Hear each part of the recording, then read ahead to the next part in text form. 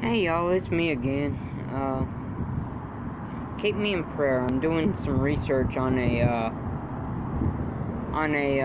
Bible study that I'm working on that I'm going to post to YouTube when I get a chance. After I've done the research. I'm doing a biblical cosmology Bible study. And we're going to see what the Bible has to say about it. And find out if there has ever been, in history, a spherical footstool.